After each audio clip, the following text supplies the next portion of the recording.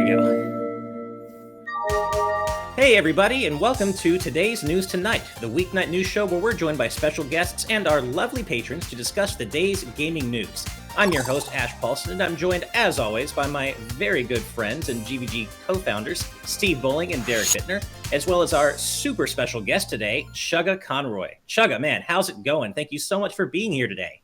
Hello, thank you so much for having me. I've been sick in bed with an ear infection for the last week. I know that kind of goes against the grain of what you stand for, but no. It's good vibes because you're recovering.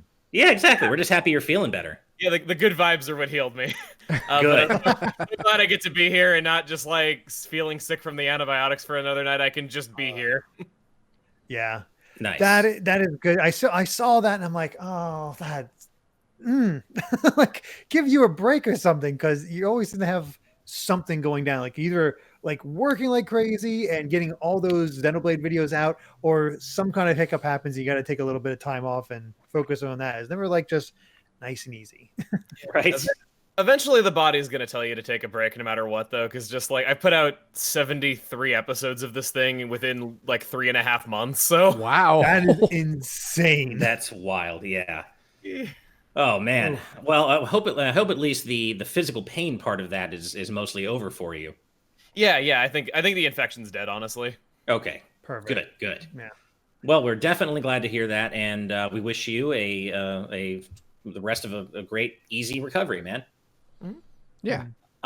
So to go ahead and move on to the news, before we move on to the news proper, we have a trailer to talk about because as we mentioned on Monday, this was before Nintendo had actually dropped it, but Nintendo just released a new trailer for Super Mario 3D World plus Bowser's Fury, and our very own incredibly talented Derrick Bittner already released a deep dive on the trailer, which I imagine all three of us have watched by this point. Chugga, you might have as well. But he did an amazing job and broke down things I completely missed when I first watched it.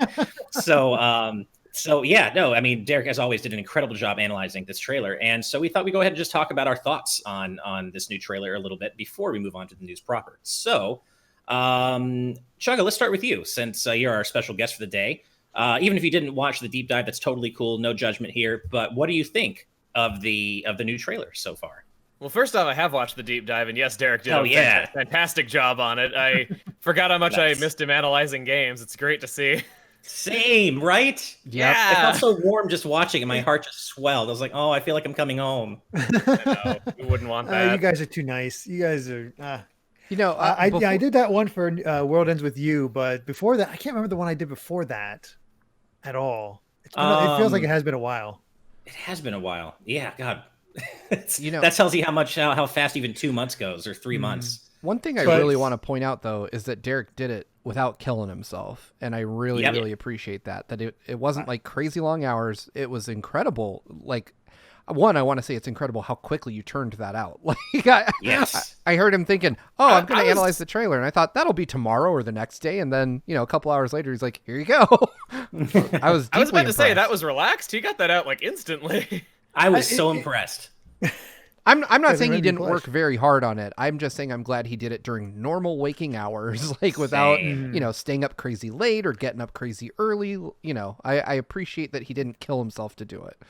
Well, the funny thing is I woke up and I was taking care of Kai, keeping him calm so Amy could get a bit more sleep, because you always could use a bit more sleep when the baby's this young.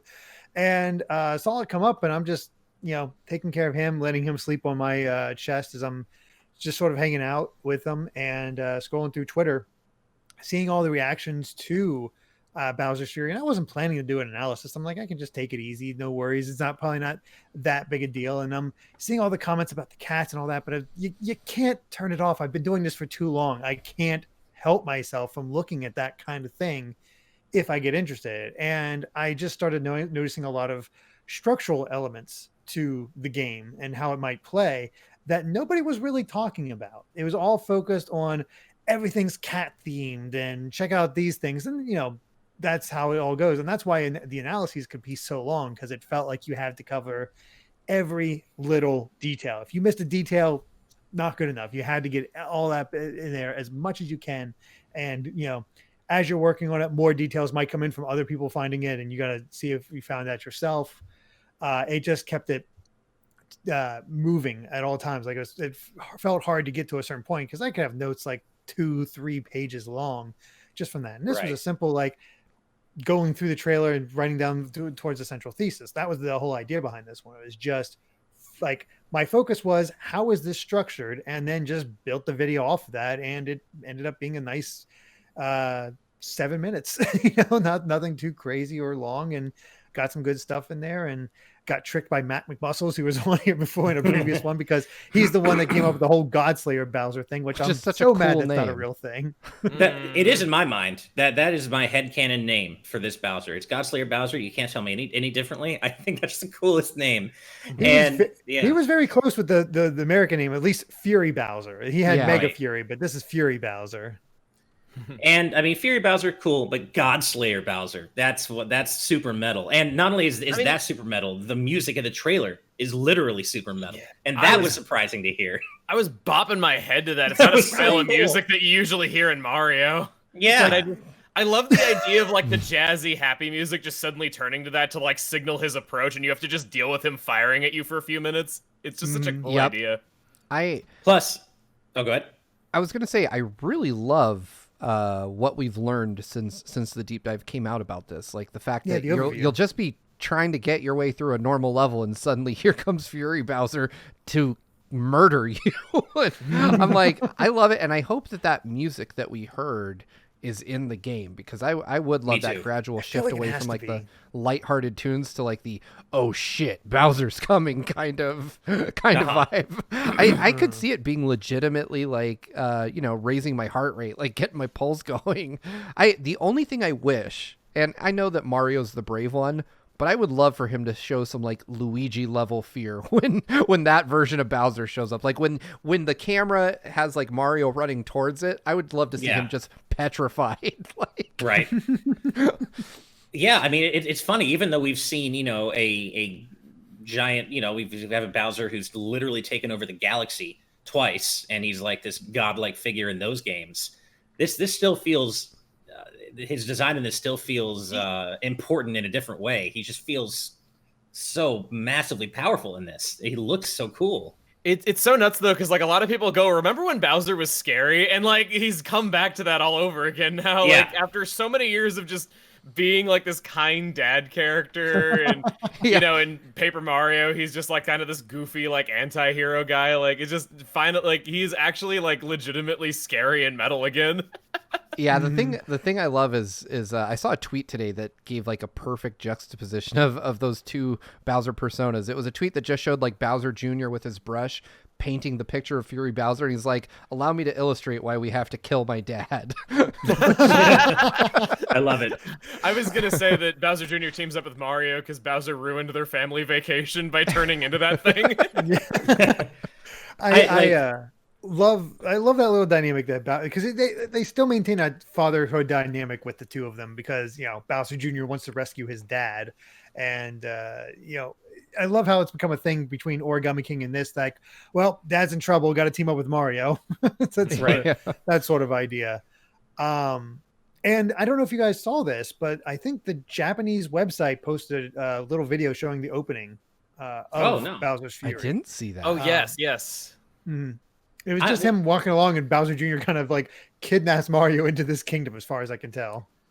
I'm curious to find out like more about the where and when of Bowser's Fury. And I know that sounds silly because it's a Mario game and story really isn't that important. But one of the coolest things I thought about, or existed about Mario 3D World, was the surprise of the ending, where you find out kind of where relationally it takes place to Captain Toad.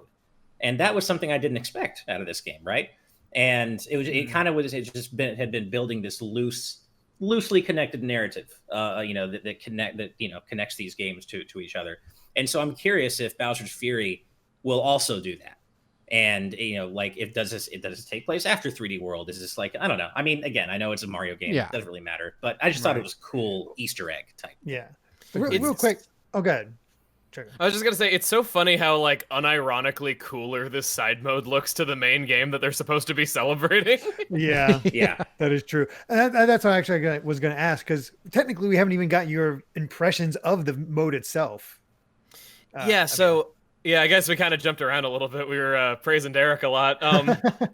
But no, I really like the original 3D World a lot. I think that Captain Toad did kind of deserve to come over first to the Switch, though, because I do think it was the better game of the two. A lot more creative. I really like the puzzle element, though. But no, Bowser's Fury looks awesome. I like all the little improvements that seem to be made to the gameplay as well. Like, you run faster. I am hoping... actually... Sorry, I got a little sidetracked. I'm really hoping that you can have things on multiple buttons now. That is my biggest hope for this. Right. Everything being on one button was my biggest problem with 3D World. And I was like, wait a minute, can you do that? Because the Switch is custom button mapping, but not if everything's on one button. But it was so annoying, though, because you would be on a small platform with 3 other people, and they'd give you all fire flowers to attack incoming enemies, and you would just pick up and throw each other off of the cliff without even meaning to. And there was no reason for it, because New Super Mario Bros. Wii had this problem figured out, where you never need to pick up anybody, so you hold one, and you shake the controller to pick them up. There's no shared trigger there. I don't know why they didn't do that. It's always bothered me, though, but regardless, I think that the port looks really nice. I'm kind of excited to see if there's more improvements. I want to know if we are advanced enough in technology that the sprawling savannah is not going to have pop-in. And the trailer cut out just before we would have learned that, so I don't have a lot of hope. You gotta buy it to find out. You're not allowed to know until you buy the game. So tough luck there. Yeah, I think it looks like a lot of fun. And granted, it's basically the same game, which is some minor improvements plus Bowser's Fury tacked on. But I think it's still there's a value proposition there, especially if you missed out on it, because it is a fun game. And I'm really intrigued by Bowser's Fury because it really does seem like the first time we've gotten a real combination between the 3D World, 3D Land gameplay, which is more mimicking the 2D Mario games with power-ups and whatnot, with the more open world feel of, 64 and beyond. Like Galaxy had power-ups, or to a degree, and obviously so did 64, but never quite in the same way as the original Mario games. So to have that combination finally, I'm curious how it's all going to turn out. A lot of people are actually looking at this and being like, we sure this isn't just a planned expansion for Super Mario Odyssey that they just stuck on top of 3D World? But all those assets are from 3D World. I was kind of wondering the same thing, that if it was an experiment with that, though. But you're all right; it does all the same assets, just with cats. Yeah. I like how, speaking of Odyssey, the photography mode is back, and how you use the old Meaver stamps in it. That is a really cooler use for Meaver stamps than actual Meaver. Actually putting it on Twitter, and best part of it about it all, because it took me a second to realize, like, wait a second, they're colored now. They colored them all in, and they look so good. The fact that you could just paste artwork onto the world itself and take pictures, it's such a great idea. And I really hope that if, knock on wood, the Twilight Princess HD port happens next year, if they repurpose the Meaver stamps for that, I really hope so. That would be really smart. So. Yeah. That really was great. Because I remember before we were like, we were wondering, what are they going to do with the Meaver stamps? And this is such a perfect solution. And yeah, there's so much potential there for people to make really cool photos. Steve, we haven't really heard much from you, man, yet about what you think about this whole thing so far. You have any thoughts? One, I think Bowser's Fury is probably the most exciting Mario-related thing I've seen in years. And that's counting Odyssey, by the way. Really? Odyssey to me was great, but very much a by-the-numbers Mario game. It didn't feel exciting in the sense... I get that Cappy and the possession mechanic was new, but it didn't feel like it fundamentally changed much about Mario, where I feel this Bowser getting ready to explode is kind of like a... it feels to me as though Bowser's Fury is... And I get this is going to be on a way more micro scale, but it feels like the Majora's Mask to the Mario series, in a weird kind of way. It's darker. It has a creepy vibe to it in a sense. But yeah, I'm not, for the record, I'm not trash talking Odyssey. It's one of my favorite games. I love Odyssey. Got to clarify that. No, yeah, I absolutely have to clarify that. I got all 999 moons and wanted more. So I love Odyssey. I just think I'm the one that's in trouble now, because I got 999 moons as well, and I didn't want more. I didn't want more after about 600. Oh, man. I didn't actually collect all 999 stars, so... I just can't... Mario...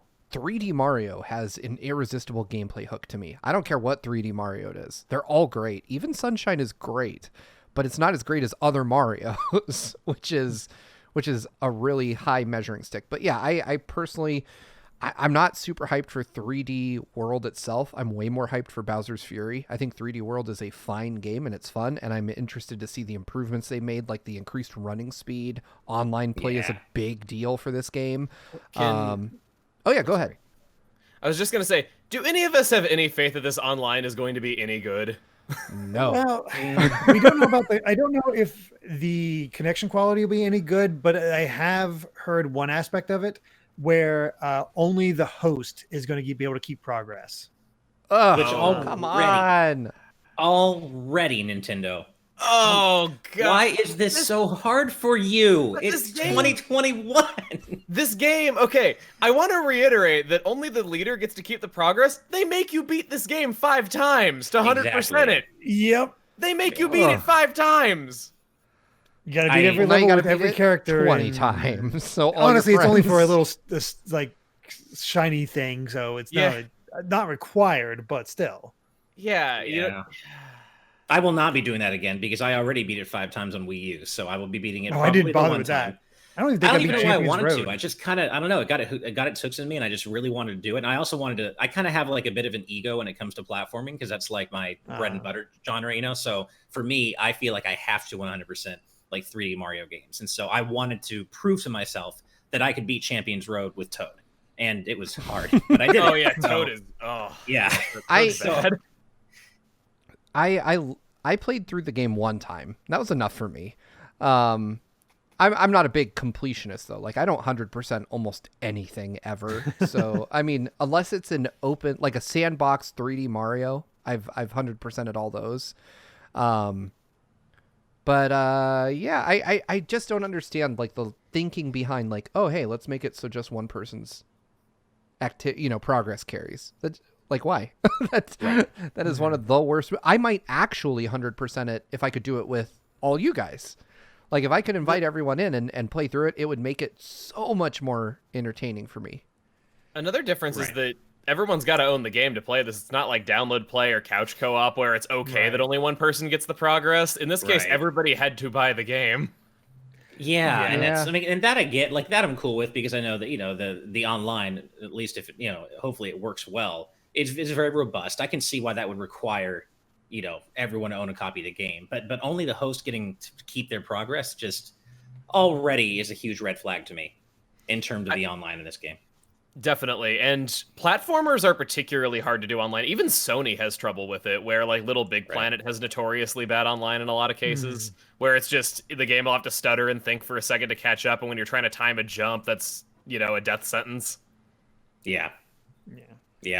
I think probably my favorite thing about this whole thing is just Bowser's shocking design. Like I kind of had the same whoa reaction to this Bowser design, which again I'm calling Godslayer Bowser, that I did when I saw Giga Bowser for the first time in Smash Brothers Melee. I'm like, this is intense, man. This is kind of metal, and literally so in this case, and kind of scary for Bowser. And I really enjoyed that aspect. And one thing I really liked, and I'm surprised you didn't cover this in your analysis, Derrick, but I like that we now know, we kind of got like a secret preview of what Sora is going to be fighting in his Smash reveal trailer when that comes out. So that'll be great, you know, because he's covered in inky black darkness. So clearly that's what he's going to be fighting. Come on, right? I'm willing to place a bet against you. I'm going to say that he fights Gigantamax Grimmsnarl because that thing is just a Kingdom Hearts boss. Yeah, fair enough. Yeah, that's actually a good point. Well, hey, as long as we agree that Sora's coming, I mean, yeah, I wish, but I'm glad that you're not betting against me on that, and you're betting against me on who he's going to be fighting. So I'm going to put a little asterisk on about that multiplayer thing because I tried to look it up because I just realized like I saw it on Twitter and that's how I got fooled by Matt in the first place. So I'm going to put a little asterisk that might not be the case. If you could go out as a group of 4 and like collect all of those like character stamps on each of the levels, that would be really cool. So I'm hoping that it's wrong. I am hoping. Trust me, I'm hoping too. I just can't find my source again. So, and all I remember is I saw it on Twitter, but I don't know where they found it from. And I'm like, nope, I got to be better about that and check through it, because I actually did try to look up Godslayer, but I couldn't find it. I was like, well, it's Matt, so I think he does, that sort of stuff. So he probably knows what he's talking about. And I got trolled. Matt McMuscle's always trying to troll us, man. Come on. What happened, man? What happened? I thought we were buds. Before we move on, I just want to really quickly take a chance to wish a happy birthday to our patron Romsky113. Oh yeah, it's your birthday today. Yeah, so happy birthday, happy Romsky, happy birthday! Woo! Hope you're having a thank great you so day. much for spending part of your birthday with us. We really appreciate it. Yeah, absolutely. We also have Alonso Gonzalez watching their first live show today. So welcome, Alonso. Welcome. We hope you have a good time. And we really appreciate your support. Thank you so much. Your Patreon dollar at work. Yes, indeed. Real quick before we move on, just a funny little aside. You know what else came out in 3D when 3D World was released on the Wii U? We got Link Between Worlds. Where's my Link Between Worlds port to Switch? Right? Oh, Good yeah. Lord, you cannot. I've been hearing a just- lot of people wanting that to come back. I want the really superior. want to, yeah. I knew you were going to say Link that. to the Past. I knew you were going to go there. Again, it's superior to Link to the Past. Get it on the Switch. Derrick, I agree. you and It I is better agree. than Link to the Past. I can't. Thank you. I can't deal with Whoa, that. you can Sorry, say I all don't think three of Link us to the because Past is that good. I Look. played Link to the Past before Link Between Worlds. Like for the first time, I had them both very fresh in my mind, and I'm sorry, Link Between Worlds was better. Same. I Look, played A Link to the Past first as well. These men are right. These men on different screens. They're both right. We're gonna be in different positions on each Wow, other's so I'm screens. I the don't know who you're sole. pointing. Am I really the sole Link to the Past offender here? I mean, hold on. Let's go back to what I said about Mario. Link to the Past is a great game. Link Yes, Between it Worlds is. is just a better game. I think A Link to Between Worlds is a 10 out of 10 game easily. I just think A Link to the Past is like a 15 out of 10 game. That's all. Whoa. I do think it's. There's only but one this sounds 15 like out a of 10 great game. discussion to have. And that's Chrono Trigger. I've played Good. and beaten I've played and beaten 14 Zelda games. I think I ranked A Link to the Past 10th. Ooh, What? I don't know Whoa, if I put how? that low, but Like, wow. A Link to the Past is weird because it's not necessarily my favorite game of all time or anything, but like to my mind, it is, at least for me, the most objectively flawless game that I've ever played. I think, like, it is the And most there's- unassailable game. Hold on. Objectively flawless.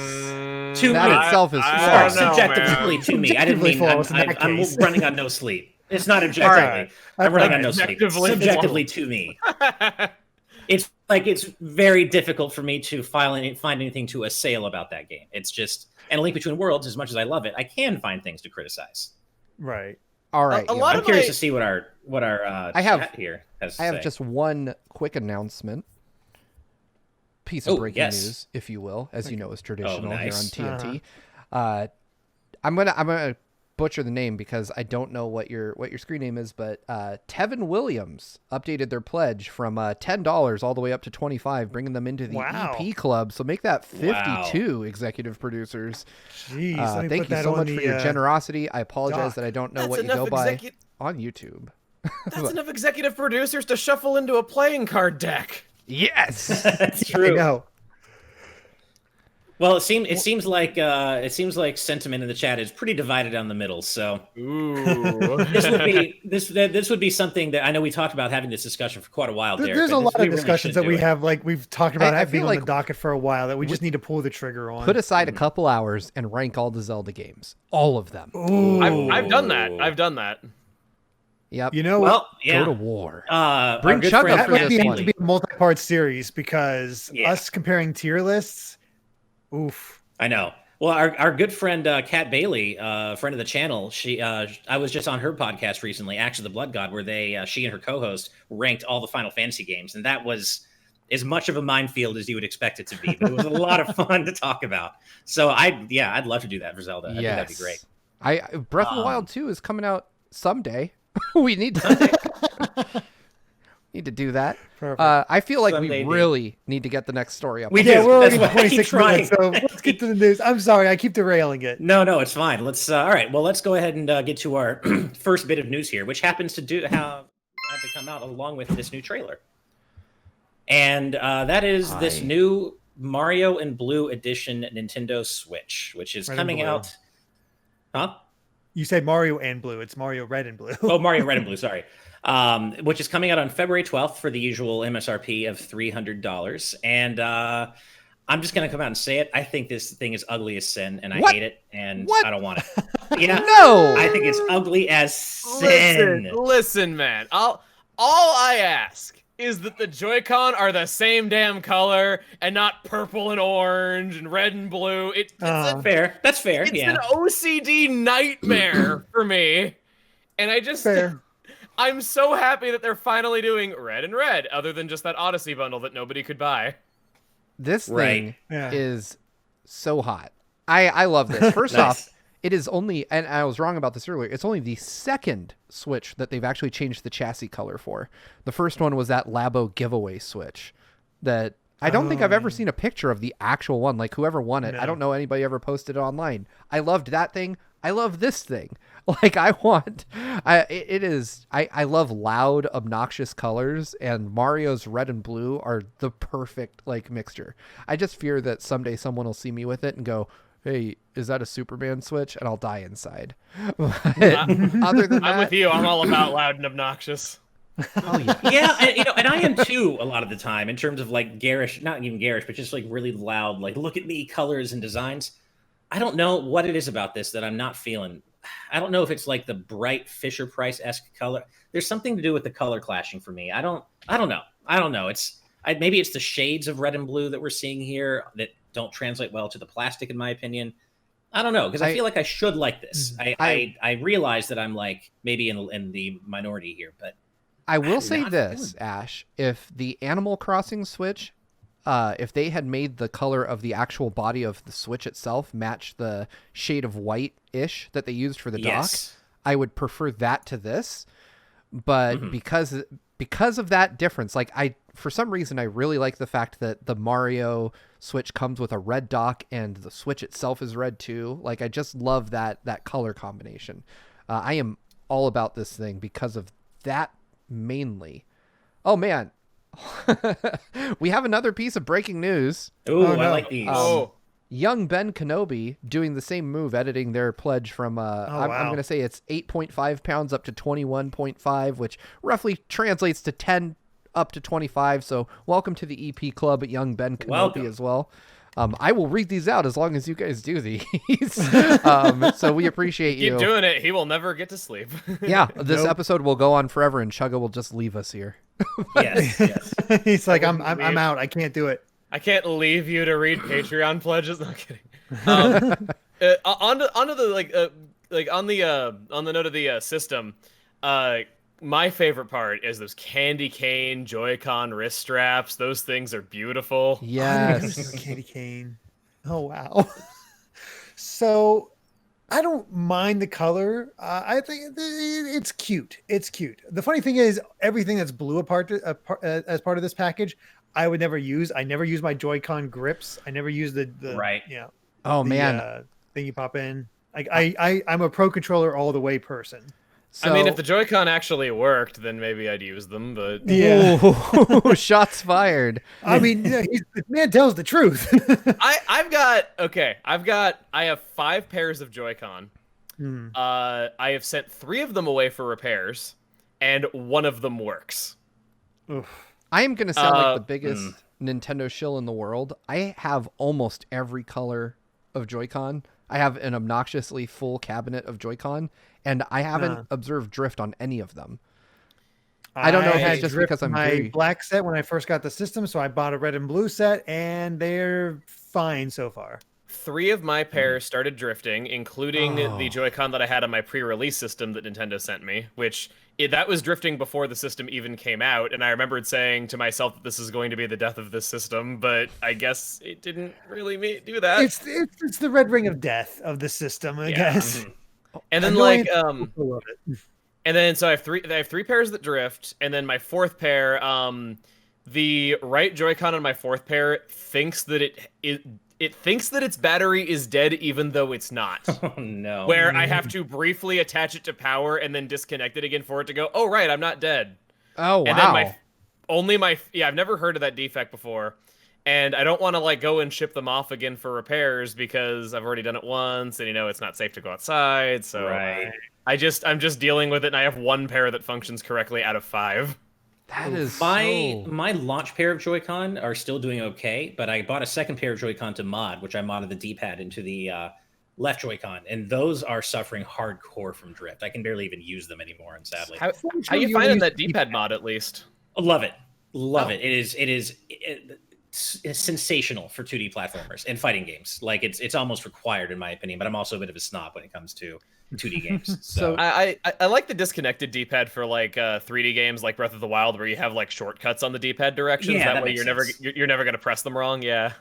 Really quick before we move on, I just want to say welcome to a few new names in the chat that I'm seeing. West Egg Games, Aaron W5, Cianis, and Mr. One Up, which is a great name. Mr. One Up, I love it. Welcome to all of you. Thank you so much for joining us today in our live chat. So, guys, Sorry? You know what I'm about to say, right? Oh yes, Michael McCall. Y'all know where I'm headed with this. Oh my God! Interjection, right? Yes. Oh my gosh.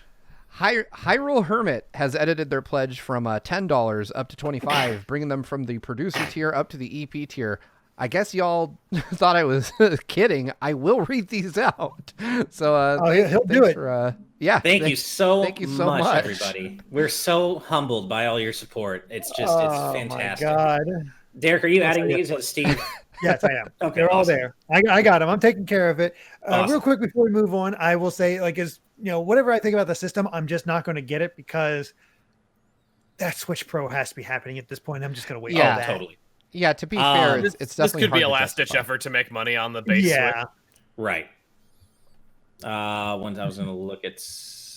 Oh yeah. So I just want to give a quick shout out to the press release writer for this Business Wire press release for Mario 3D World and Bowser's Fury. While some players may be familiar with the original Super Mario 3D World game for the Wii U system, Super Mario 3D World plus Bowser's Fury for Nintendo Switch offers a number of additions to scratch the itch for new content. That is A++ grade press release writing. That's all. I just wanted to. I kind of wonder what the quickly scope of all out. the new content is going to be, because the original Wii U version I think was 1.5 gigs, and the download estimated size for this is like 5.2. I think that's the biggest increase from Wii U to Switch we've ever seen. I feel like it's probably just because of Bowser's Fury. It has to But be. is Bowser's Fury really going to take up over double the amount of space that the base game does, though? I don't know. Because most Switch games, What are Nintendo the Switch games, aren't that big. What are I the want to odds look this that up. the... How big is Odyssey? Oh, that's a good question. I'm going to bring up my Odyssey has Switch to be. just to see all the stuff that's in there. Mario. Go ahead. Sorry. So Mario Odyssey is 5.7, and Mario 3D World plus Bowser's Fury is, where is it on Nintendo's website? Sorry, it's 2.9. I was thinking of Odyssey size, but that's still a big increase over that, though. So it's it's over half the size of Odyssey when the original was 1.5 gigs. Wow. Yeah, I mean, it's who knows?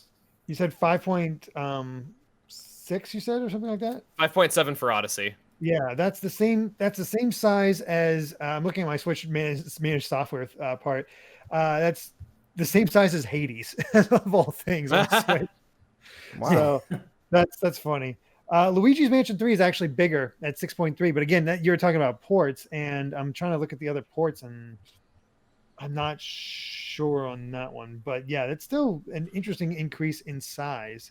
Yeah. Heck, Mario Maker 2 is 3.1 gigs. So. But even if that is just Bowser's Fury increasing that speaks a lot of volumes for how big of an experience this would be. That it wouldn't be something that's just like over in an hour. I'm not sure how long it'll be. I'm predicting 3 to 5 hours, honestly. That'd be fair. I'd say that's pretty good. Yeah, I can see that. Do we think that 3D World is running in the Odyssey engine? When I was looking at the photo mode, where they showed them placing the Miiverse stickers, I was like, that is Odyssey's photo mode, like 100% down to the tooltips. Mm-hmm. Do you think that maybe the reason why they're so similar in size, or part of the reason I should say, is because they went through the effort of porting 3D World, or maybe Odyssey always ran in the 3D World engine, like there's a shared engine between those games? Maybe they was easily able to transfer the photo mode over. It would also make sense why Bowser's Fury feels more Odyssey-like in terms of being more open. That's true. Yeah. True. I could see Bowser's Fury at least running in that engine though, but I don't know if they would really bother like porting a game to a new engine if all they were getting was faster run speed and a photo mode out of it. That's fair too. I feel like it would just be easier to recreate the stuff in the code that they already had. You're probably right. I just wonder. It does seem weird, like the similarities anyway. But I digress. Out of respect for Steve's time, I feel like we should probably go ahead and move on to our next news story, which involves the original Nazi puncher. Let's go ahead and get that up on screen. That's always exciting. All right. And this comes from Bethesda's official Twitter account, and I'll just go ahead and read the tweet here. A new Indiana Jones game with an original story is in development from our studio, Machine Games, and will be executive produced by Todd Howard in collaboration with Lucasfilm Games. It'll be some time before we have more to reveal, but we're very excited to share today's news. And I don't have too much to say about this personally. I'm not like a huge Indiana Jones fan. I think the movies are cool. I'm just not like a massive fan, but it's been a long time since he's had a game. So, yeah, this is great. And he punches Nazis. So, that's probably the game point that the reason that Machine Games was chosen, because I was looking up, it's like, I forgot to do this earlier. They're the ones that have done the new Wolfenstein games. Like ever since the Wolfenstein, the New Order. Oh, I didn't realize every that. Wolfenstein game has been them. That's been their entire lineup, other than this Indiana Jones game and Quake Dimension of the Past. So yeah, I don't know if it'll be a first-person shooter because that's what all the Wolfensteins have been. Right. But they really like fighting Nazis. I was about to say, right? That is a pretty good niche to carve out for yourself in the market. Like, what do you guys do? We make games about beating up Nazis. Well, yeah. You have a market guaranteed. Yeah. Yeah, exactly. I was thinking this might end up being some sort of Uncharted-esque 3D action adventure game that makes sense for indie. I mean, Nathan Drake is essentially already the video game Indiana Jones, so use the whip to do that traversal thing. You see him barely hanging on to things. Like he is not as Indiana Jones is not as limber as Nathan Drake, I'd say. Right. But Emil, I know your gaps in movies can be massive. Is this one of them? Have you seen an Indiana Jones? I have never watched an Indiana Jones movie. I'm not shocked. I like the old ones. The Shia LaBeouf ones, though. Everyone tells me to stay away from Kingdom of the Crystal Skull because it's a fan fiction. My wife is dragged to that movie, and she's not an indie fan. Like she likes the original movies, but she's like me, very casually. She said Indy 4 was just trash. She hated it. Yeah. Well, South Park did that whole episode. Big fans of the second one. What was the second one? Temple of Doom. I watched that a lot as a kid. I mean, maybe it's burned in my brain, the chanting and removing the heart. Like I saw some traumatizing stuff in that movie, and I just like. But then I watch it now. I was like, "This movie's awesome. It's problematic, but it's awesome." It could be fun. Any game where you beat up and shoot Nazis is probably has at least some amusing element to it. 2 of the 3 movies. Yeah, I mean, come on though. The Wolfenstein guys are going to choose the not killing Nazis route in their next game about a guy who especially in 2021, right? Yeah, they definitely picked a character that canonically fights with Nazis for a reason. Right. On a more broad topic, ever since Lucasfilm Games was announced, man, they are just on a tear of like, okay, we're doing this with these people and this with these people and this with these people, because we also have that Ubisoft Star Wars game that's going to be coming out in the future. I mean, and it's just like, well, let's spread out our properties beyond just EA, and they're just going hog wild now. Well, I mean, can you imagine? It's like basically saying I have an infinite amount of something for sale that's worth millions of dollars. It's absolutely good that there's no more exclusivity though, because that breeds complacency, where a lot of sports games nowadays are just trash because there's only one company making them, so like there's no competition there or any sort of drive to make better stuff. Mm-hmm. Yeah, exactly. A lot of sports licenses are exclusively held, which is a shame, because I remember like not even being into sports, but reading like old issues of EGM or whatever and talking about the competition of which sports game is the better one, because this series is doing these improvements and this one's doing this stuff, and like how are they competing each year, and it really did seem to make them better. I think there was a time where even like NASCAR had like 3 separate publishers all making games and they all had to outdo each other. Like even like just that sport, like never mind like basketball or anything like that. Oh yeah, I mean, Exactly. competition is never a bad thing. Like the more choices we have to get Star Wars or indie games or whatever, the better it is for the consumer in the long run. We get to decide. Do you mean indie games as in independently developed games, or indie games as in Indiana Jones games? Definitely Indiana Jones. Okay, I was like, exactly which do you mean? Could you imagine if Lucasfilms was just like, we own all indies now, every single one? Hollow Knight now we need, is us. Now we need a indie game made by an indie developer just to confuse the hell out of people. The indie Right. indie. Oh man, and if indie. it appears on Switch, it would be an indie nindy. I love it. I love it. Well, I think that's as good a time as any to move on to our next story. So this one involves Pokemon, and it's pretty wild, no pun intended. Sorry, I had Mega yeah. Man up on screen. Yeah, the next one was Mega Man. I think Ash skipped that. I think I was going into Ash different. Okay. skipped Well, Mega Man. How did Holy Ash? well, What is going on here? It's chaos. Transitions everywhere. right? Yeah. Well, no, I mean like he's targeted towards Pokemon because it's right in his name. Well, I that's know, right? fair. All right. So I guess Oh are we my gonna God. are we gonna go with Mega Man then? Mega Man, yeah. Man. All right. The so official Mega mention of the episode. we have a couple of Mega Man stories today, which is really exciting for me, obviously, as the resident Mega Man diehard fan. But the first one is that there is a long lost stereoscopic 3D version of Mega Man 1 that was just recently unearthed and dumped. And this came about from it was originally known as Mega Man 3D, and it came pre-installed on a small handful of 3D supported Sharp phones in late 2010. And by the way, this news story comes from Protodude's Rockman Corner. And he's a good buddy of mine, so shout outs to Protodude. But it's basically, as he says on his blog, it's a direct port of Mega Man 1 with the ability to play the entire game in 3D. I want to be able to experience this. Some of you might remember that it never was released officially, but back when Nintendo first announced the 3DS, the E3 that the 3DS was like first revealed at, there is a version of Mega Man 2 running that you could check out that was running in stereoscopic 3D. It was never made into a full game. It was like a 3D classics version of Mega Man 2. But of course, I was like, this is so cool. I hope this is made into a thing. And it wasn't. But apparently, Mega Man 1 was just for Sharp phones. So this is cool. I love little things like this. I heard this, but I didn't look into it because I was like, oh, it must have been for the 3DS. Because they did that lineup of NES games that had 3D capabilities. Right. And that whole line. So I was like, oh, they planned to do that for the 3DS, and then they didn't. At which point it's like, why didn't they do this for the 3DS when they had this?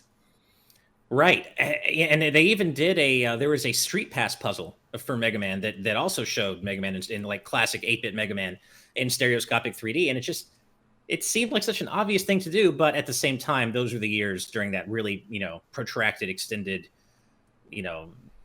just lack of anything Mega Man happening other than Smash. So I guess it just kind of succumbed to the same post-Inafune vacuum that so many other Mega Man projects did during that time. Yeah. But this is really cool. I'd love to play it. I don't really, it has been dumped, as I mentioned. So for those of you out there with the hardware to play it, you can certainly do so. I don't, unfortunately. You need to have a Sharp 3D enabled phone, as well as Android 2.2 or 2.3. There's also a patch version that can play it on any phone, but you still have to have Android 2.2 or 2.3. So I guess maybe if I was more technically inclined, Steve, you could probably get the patch version installed for me on my iPhone. Man. Over here. I could probably help you out with that. Yeah. But I'll check this out. Mega Man 1, so I'm good. Yeah. I want this on 3DS. That's how I want to play this. Right. But, Me too. I love those 3D classics. And there's also Sega did some of their own where they did a port of Sonic 1 that ran in widescreen and 3D on the 3DS that was really cool. One of my biggest hopes during the 3DS era was that Virtual Boy Wario Land would come out for it, even though that game is so good and it's just been like not accessible to people for the longest time. It's definitely the best Virtual Boy game and it would have been the perfect time for it, but I guess those 3D classics just kind of died out a little fast. That's a shame. Right. I would have picked. I didn't pick up any of the other 3D classics, but I definitely would have gotten Virtual Wario. Same. I was always hoping that there's going to be a Virtual Boy Virtual Console for 3DS, just in general, just to kind of give some of those games new life, and Mario Clash and stuff like that. There's there's all right games on it. But exactly. It seems just like a pretty obvious thing to do, but at the same time, Nintendo just PR-wise may not have want, they might just not want people to remember that ever was a thing, period. But it just would have been such a cool novelty to have on 3DS. Mm-hmm. Yeah. Well, moving on to our second, I love being able to say this, our second Mega Man related news story of the day. This also comes from Proto Dude, but in this case, it's his Twitter account. And earlier today, about 9 hours ago, Proto Dude tweeted out the news that Capcom, and this is a rare move for them, has asked the one-man developer of the Rockman EXE fan remake, Rockman EXE, of course, being Mega Man Battle Network, to stop. And Capcom, as Proto Dude notes, don't really typically ask fan projects to stop development unless they're for profit. And as far as I can tell, this one was not. So that leads us to consider that perhaps maybe the oft-requested Mega Man Battle Network Legacy Collection is on the way. Or maybe they are remaking the original Mega Man Battle Network. I'm more apt to believe that they're going to come out with a collection, probably. That's their next collection they're doing.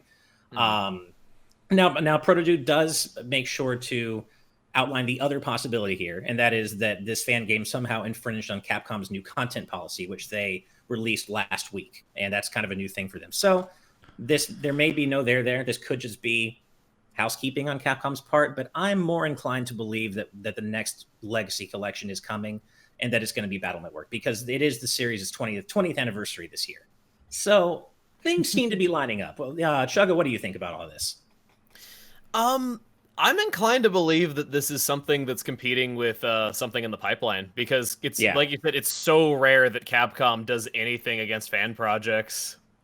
Exactly. They got in touch with a fan project to release Street Fighter Cross Mega Man. Yeah, as an official game. Yeah, exactly. There's been all sorts of things where like fans have been able to vote on stuff to like decide the direction of projects. It just feels too good for it to not be the case. Mm-hmm. Yeah, I sure hope it is. I mean, I love Mega Man, right? But I love Battle Network, and I always have.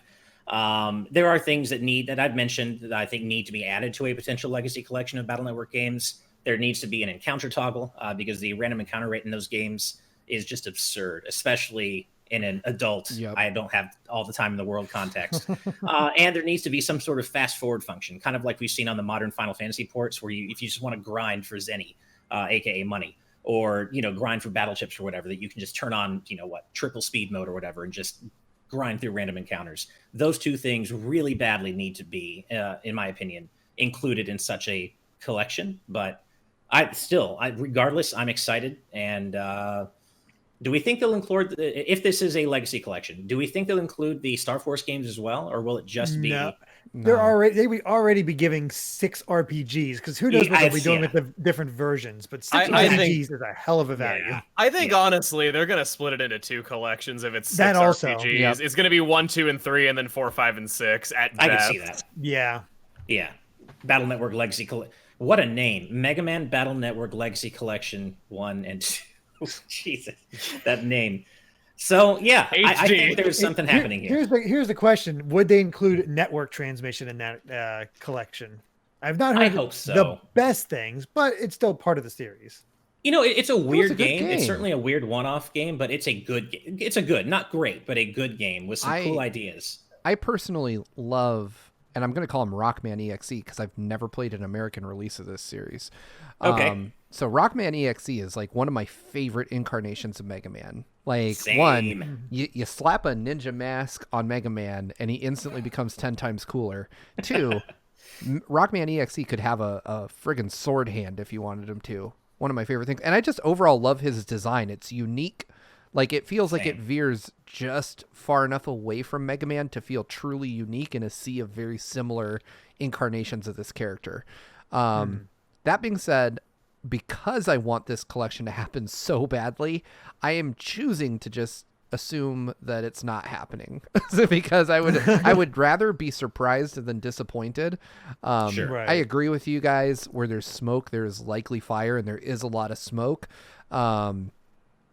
But I don't want to get to like December of this year and it not happen and me be like, damn, I really expected that. So I'm going to choose to believe it's not happening, and I'm going to hope that Capcom surprises me. Same. Well, this might give you a little more hope, Steve, because as Wataniac in the chat mentioned, and Proto Dude also said this, last time they canceled a fan project like that was when people were working on an unofficial Resident Evil 2 remake shortly before they announced their own. Oh, please don't do this to me. Like I said, that along with it being the series' 20th anniversary, I would be so gutted if there isn't something here, because it's just everything's lining up perfectly. I agree with you 100%. I just don't want to set myself up for that disappointment. Right. I've heard very good things about the series, but the only thing from it I know is that screenshot where Mega Man says, "I'll jack in your squirrel if that's what it takes." Yes. No, I'm kidding. I'm not kidding. I'm not kidding. No, you're not kidding. There's a moment where there's like this squirrel statue, and it's like pink, and Mega Man has like this determined look on his face, and it says, "I'll jack in your squirrel if that's what it takes." Oh God, it's so good because just the jack in terminology is already so questionable, but they play it straight, completely play it straight, and that's just I'll jack into your squirrel. That's what dramatic. It takes. It's so good. Yeah. There's also, and from Battle Network 2 as well, something was weird with the localization in this game, because they were allowed to get away with a lot more than I think they probably should have in any Mega Man game that's aimed toward kids. But there's an NPC, there's like a subplot in Mega Man Battle Network 2 where Land and Mega Man have to like interact and like fight with a gangster. And this gangster NPC at one point says, and this is a direct quote, "You just outed the crib, kid. Go suck your mama's milk." What? And I'm just going to leave it there. I'm just going to leave it right there. Mm-hmm. Mentally, I was just like, there's no way this is as bad as like the dirty magazines in Mega Man Legends, though. But no, it actually... I mean, there's the dirty magazines, but there's also in Mega Man Legends 2 a specific scene where you can walk in on Roll in the shower. Right. And after you leave, Volnik goes, like, it does the cheer pose for it. Evernight Studio says that quote is going right into GVG out of context, and hell yes it is. No, I remember even at the time just thinking, like, Battle Network 2 has a lot of weirdness like that. It's got a weird edge to it, and I just remember at the time thinking, what went down in the localization process for this game? Because the other games, they definitely get pretty dark sometimes, but nothing quite so crass as that. And so anyway, oh gosh, how about we move on from Mega Man to Katy Perry? Which that's a perfect segue because those two have so many things to do with each other. This one's wild. Again, pun not intended, but Katy Perry, according to people.com, is collaborating with Pokemon on a new music program for its 25th anniversary. It's going to be called P25 Music. And I'm looking at a People exclusive photo of Katy Perry with a Pikachu outlined tail coming out of her. I mean, what do you say about this? There's also a picture of her posing in front of the Pokemon Cafe with a gold Pikachu. So... Oh, I see it now. Okay, I just saw that, and that's really cute. I mean, this is cool, I guess. I mean, I'm down with it. I love Katy this Perry connection. I love this connection. Apparently, that second photo is from the Pokemon Cafe in 2019, so she might be a Pokemon fan. But this nice quote is kind of funny to me because I understand the story of Pikachu. On the surface, you might just think I'm just cute, have a couple of cute songs, but if you dig deeper, you'll realize "Chained to the Rhythm" is not just a fun little song. Which, okay, that might be an appropriate analogy, but it's still just funny out of context. And just it is. I'm fierce like Pikachu, baby. Yeah, I love how serious this is being. Seriously, she's taking this, and I mean, there's no reason she shouldn't. But yeah, for her, that quote is pretty. That's gold. It's pretty intense. Why Pikachu though? If you ask me, she should have been Katy Parasect.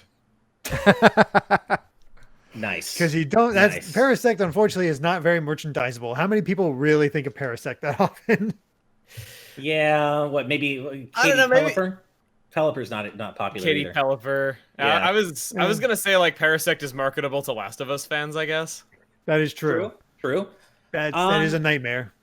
But I mean, I like her music just fine. I like pop. It's cool. Whatever. I don't go out of my way to listen to her stuff, but what I've heard is cool, I think. And I'm down to see how this turns out. Is she making a new song for this, or? It seems like it. It seems as though because it might be like I would say it was. It says a music program, so I don't know. At the very least, she would do like new covers of old stuff that's like Pokemon related, though. But I don't know. I think an original song is probably going to happen, given what they did with Bump a Chicken last year. They have that, and plus they had that song for Super Nintendo World in Japan, of all things. Just showing off the look. the all I want is her to do like a cover of the Lavender Town theme. That's give me the most downtrodden sounding weird Katy Perry song in the universe. Oh, God. I don't know how I feel about this. I love, celebrities are people just like us, except they're massively rich and have people to do everything for them that matters in their lives. But I guess they like video games, and I guess they're free to express that by way of being paid millions of dollars by Nintendo to celebrate their video games. By the way, Nintendo, if you want to send us millions of dollars to tell people how great your games are, we will absolutely take that on. I know. You're welcome. We'll sell out. We will sell out hard. Because you weren't going to do that anyway. No, of course not. We didn't just spend the first half of this show talking about a red Switch. But I do appreciate, like, I actually think it's kind of cool. Like, I know it sounds cheesy, but I liked, like, the Beyonce DS ads back in the day. I like seeing the Robin Brie Williams Larson and talk Zelda about Williams her. commercials were heartwarming. Yeah, yeah. I mean, there's a right way to do this type of thing. That being said, this doesn't hit me the same way yet. Maybe it will once more details are revealed. But it's also not really what I was hoping for the 25th anniversary of Pokemon, of all things. Like, yeah. If I gotta be honest, this isn't where I expected all that sweet Sword and Shield money to go. Yeah. Right. Yeah, I mean, yeah.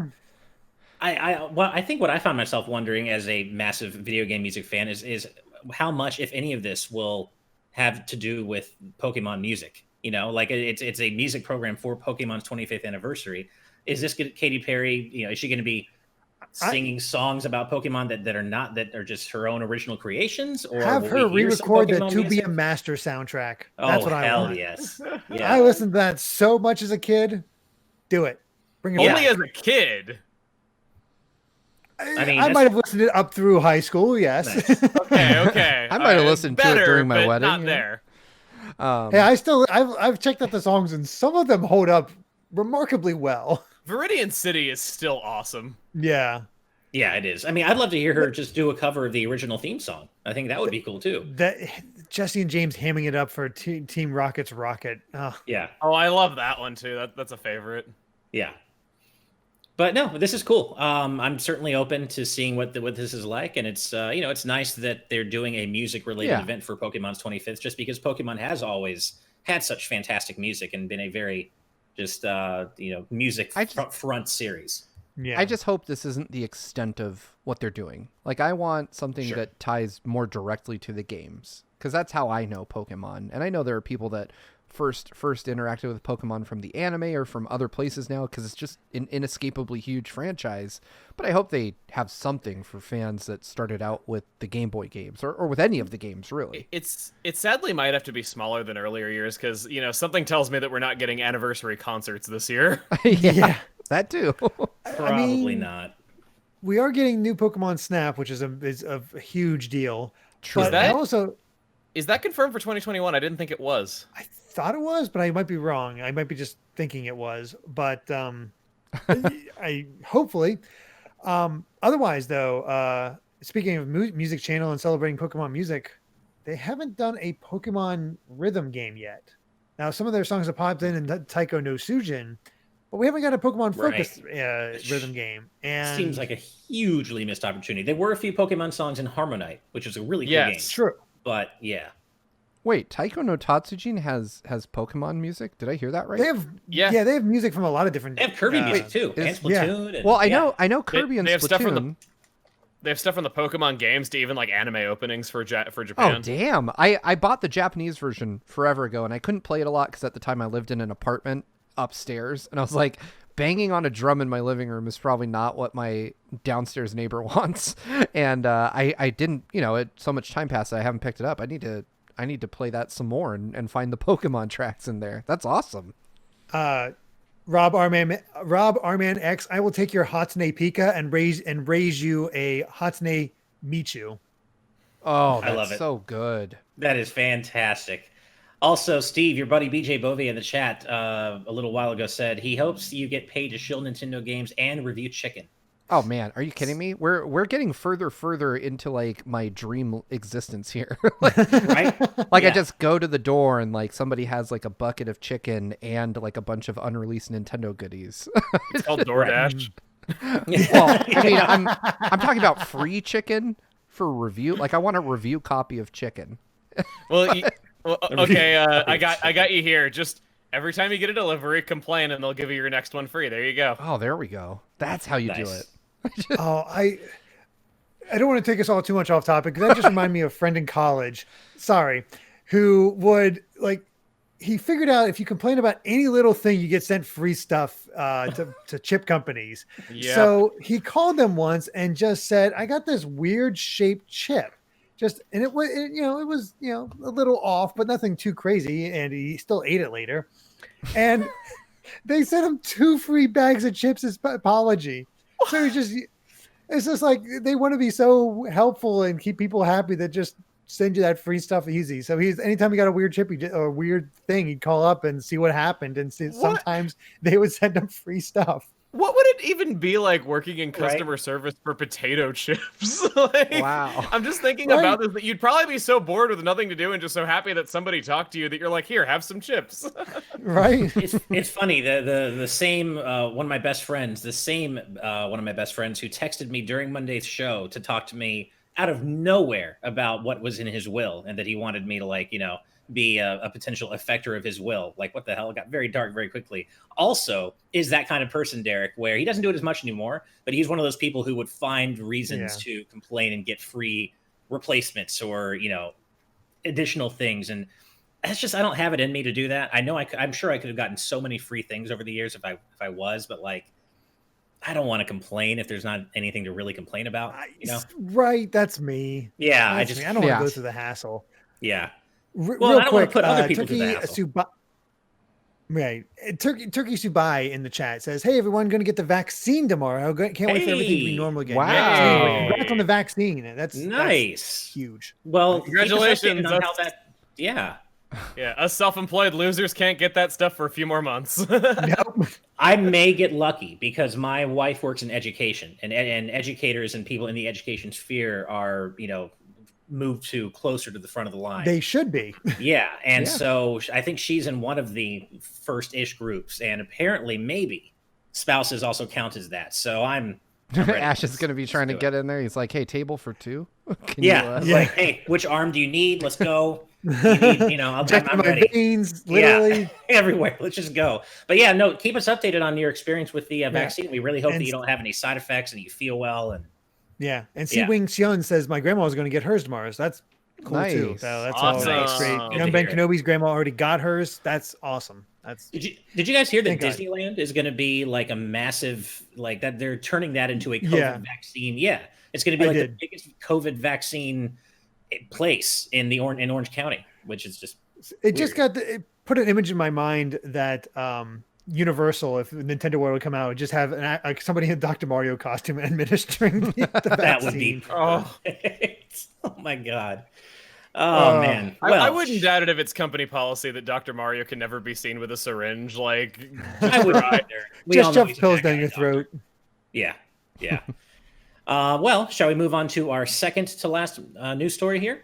Sure. Let's. Cool. Let's get that up on screen. And this is just this is a quick one, but it's just pure good vibes. So this comes by way of Go Nintendo, and we're happy to report that same-sex marriage is going to be included as an option in the upcoming Story of Seasons Pioneers of Olive Town. Right. It is past time for this to be an option in any and all games like this. Mm-hmm. And I don't play Story of Seasons, but I'm just happy that this is happening. If you can marry Shame they only someone call in it a best friend ceremony, but it's still progress because that means every character is bi. Right. I guess so only, but if it's same sex, that's the only. Right. So a fan translation of the specific page of the Japanese website reads as follows. There are 5 bachelors and bachelorettes to romance, making them 10 romance options in total. It is possible to become partners with the same sex through a best friend ceremony. And oh, okay. This hasn't been fully confirmed, but fan translation. Just call it. I unfortunately didn't have time to read the story before we recorded. That's not quite as cut and dry as I was hoping for. I guess if it's a fan translation, still take it with a grain of salt that maybe it is that though, but I wouldn't really get hopes up too much, unfortunately. Yeah. I mean, the one comment on the story says it perfectly. Hold on. Rob Rman X tagged us in the chat. He says, for clarity, the best friend thing is only in Japan. The Western release for the previous Story of Seasons game calls it marriage. Oh, fantastic. Okay. So this is so this is a thing they've done before. So they're just continuing it. That's cool. Okay. Yeah, I remember the best friend. I don't play Story of Seasons. Same, Yeah. I'm not a Story of Seasons guy. But I like it. And as BJ Bovia, again, he localizes manga, says localization done right. Let's go. Yeah, I agree. It makes sense to localize in a way that reflects the culture you're localizing for. So I appreciate them, taking the step to call it marriage and not just carrying over Japan's weird backward best friend thing. Yeah. Right. And thank you so much for that clarification, Rob, because none of us here on staff play Story of Seasons, so we would not have known that if not for you. So I like that. It went up and then kind of down, then back up again. So yeah. Also, I like this comment from Jer Bear. I mean, you do want your spouse to be your best friend, right? Yes. I mean, right? Yeah, agreed. You're probably in it for the wrong reasons if you're like, hey, I don't like you. Let's get married. You're not my favorite person, but I'm going to marry you anyway. Yeah. You are my tax break. Hello, tax shelter.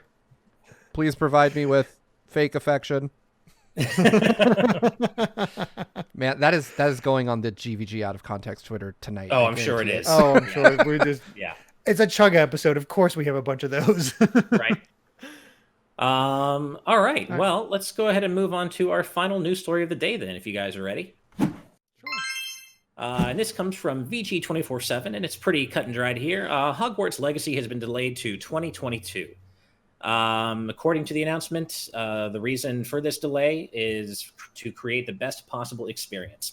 That's the paramount of paramount importance to them. So they just need more time to craft that experience. And okay, I feel bad for the developers of this game because of J.K. Rowling and just they're all of her vitriolic bullshit. And Does Paramount Pictures make those movies? Because if so, there's a pun in there, and I just have to know. I don't think. No, the Warner Brothers, unfortunately. Oh, okay. Yeah. Damn it. So, sorry, bro. I just feel so bad for the devs on this team because I'm sure the game, it might turn out to be really cool. I love the Harry Potter universe, but god damn if J.K. Rowling isn't doing her best to just make the whole thing toxic with her horrifically transphobic views. The thing I've always said is that, like, everybody wanted to crown her the greatest author of all time, and then the worst thing that she ever did was make a Twitter account. Yeah. I mean, but if she stayed quiet, she'd be fine. Right, and at least that her doing that gave Hatsune Miku the proper credit she deserves. Because as I understand it, Hatsune Miku actually wrote the Harry Potter books. I love this comment from Rob Rman X. It says J.K. Rowling as in J.K. not coming out this year. Actually, you know what? She started on her weird path by writing all these things in her Pottermore about like the way things used to be, and one of the stories, and I'm not kidding. I've seen people talk about this for years now. Was it took a while for Hogwarts to install proper plumbing? Yep. So what they did before was wizards would just take a crap in the halls and magic it away. Okay, this takes place in the 1800s. We might see this. We might see wizards just taking a dump in the hallway. Why magic it away? Why not use it as a weapon against Draco Malfoy? Okay, hold on though. If you can magic your crap away, why not magic it away before you pass it through your rectum? I'm just saying, like, if it's in your intestine, who doesn't know that they have to crap? Wouldn't you be like, oh, just time to teleport this out? I'm not gonna go through the effort of dropping trowel and letting it hit the ground first. I'm just gonna teleport it out. Like what? What's the name? Appy? Come on, man. I'm not a Harry Potter guy. Apparate? Yeah. Apparated into like some bad person's car or something. So here's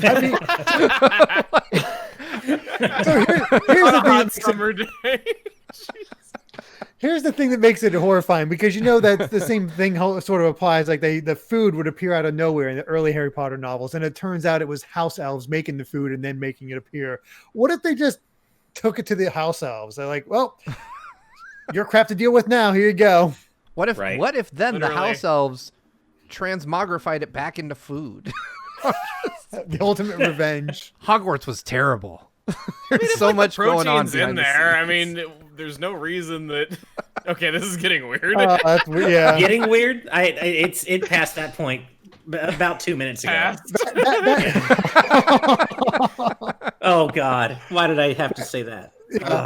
That said, I do feel like this is probably related to COVID and just figuring out how to properly develop it, because it is coming out on both next gen and current gen systems. Right. Which I think by 2022 they might just drop the old.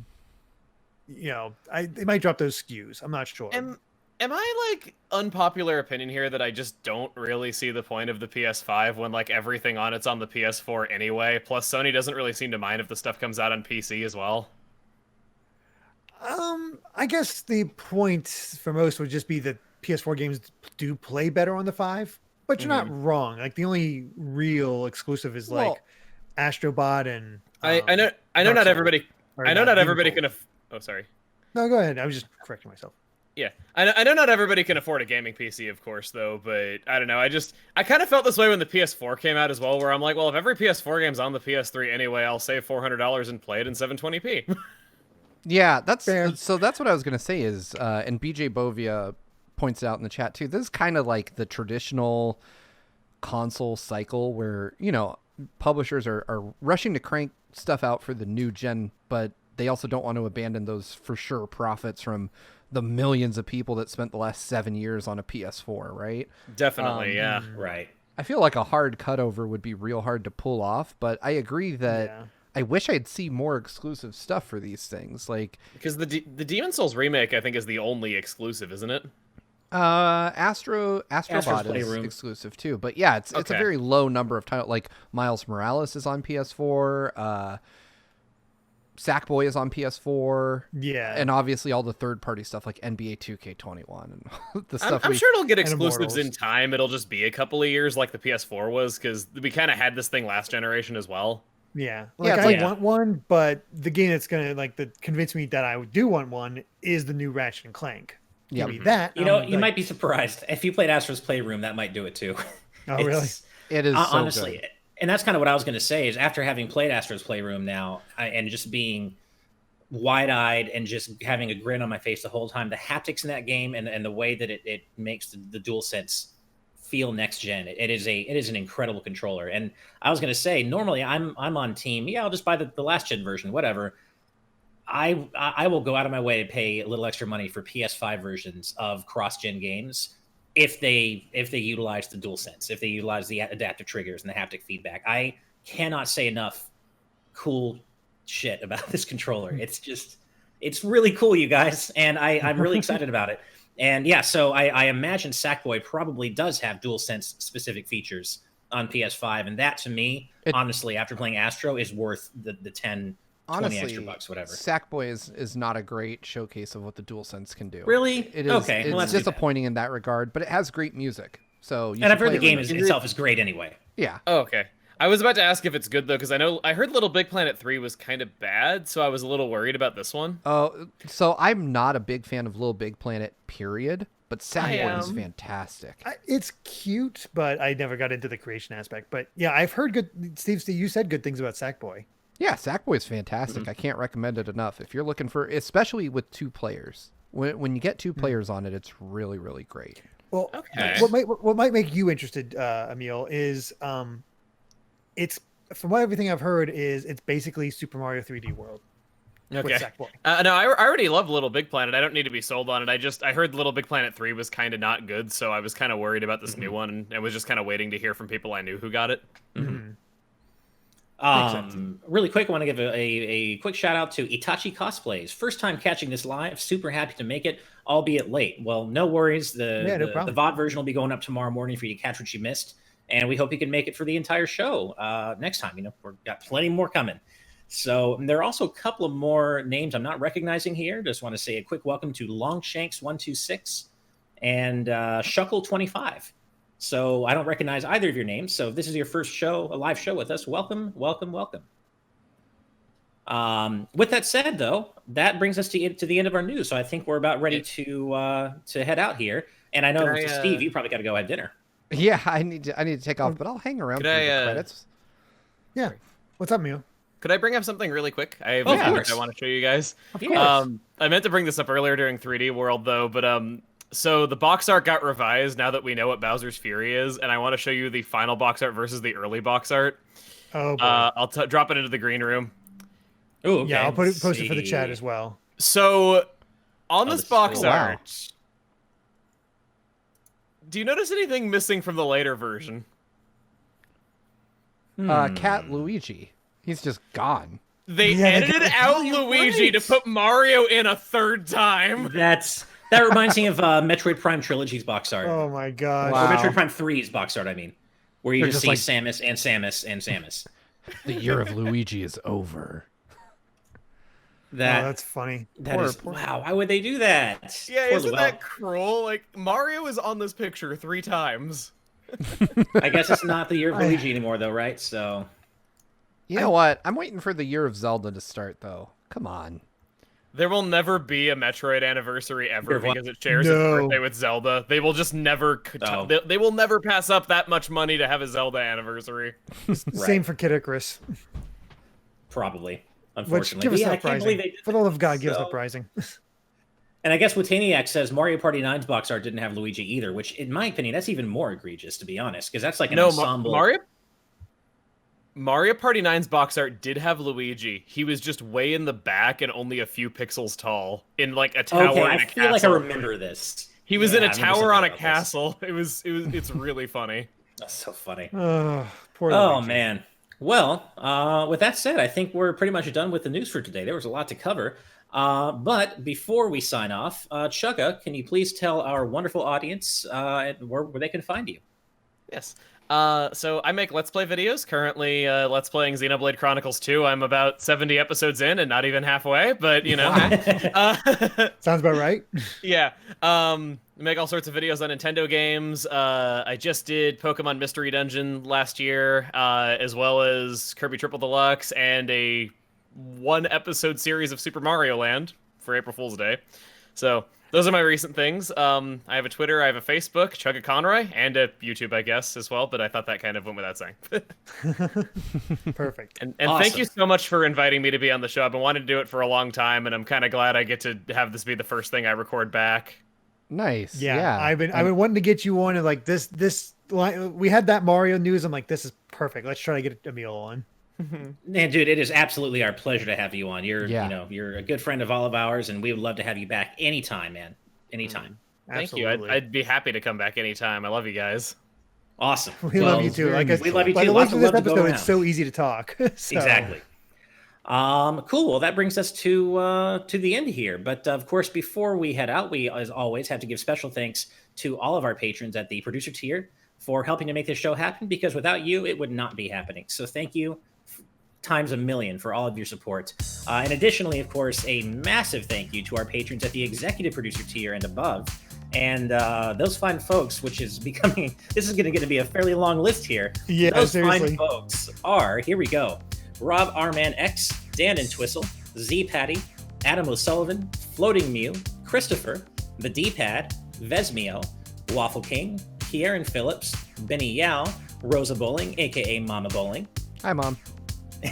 Geller, Shiny Turkey, Titus Malvolio. I almost said Titus again. I almost got the whole Final Fantasy thing going. Titus Malvolio, Jake Pelka, Michael Phone, Mitchell Herring, Game Explain, Charles Zaz, Andrew Medeiros, Jonathan Bellmare, Kitty Kongfax, Patrick Harrison, Scott Barber, Evernight Studio, Rocks the Cat, Loyal Dingo, Azran127, Phantom23, Sean Garrett, Shadow the Cat, Guillaume Monet, Kai Ed, Kit Fisto, Aurum M, Top Dog 23100, West Egg, Master Lynx, Sean Davis, Deaneth, Kota, Lucky Wonderfish, Brandon Bovia, Octopuppet, Charlie Bird, and then we have quite a few new patrons to, or new EPs to announce today, and those include Matthew Wong, Ashish Joshi, I apologize if I did not pronounce that correctly, Matthew McCaw, Eric Flapjack Ashley, Jackson Jordan, Tevin Williams, Young Ben Kenobi, and Hyrule Hermit. So to all of you newcomers, thank you so much for your support and welcome to the EP Club. We really appreciate having you here, as well as, of course, everyone, all of our EPs. Thank you so much.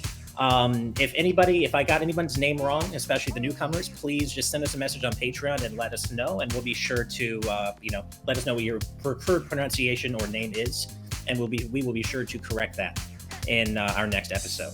You can get as many shoutouts as you want if you just keep complaining he said it wrong. That's true. Yeah, good point.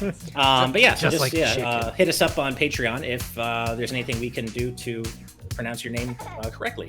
And of course, remember that you too can become a patron over at patreon.com/gbgaming, where you can watch today's news tonight live for as little as $5 a month. We of course have various other tiers.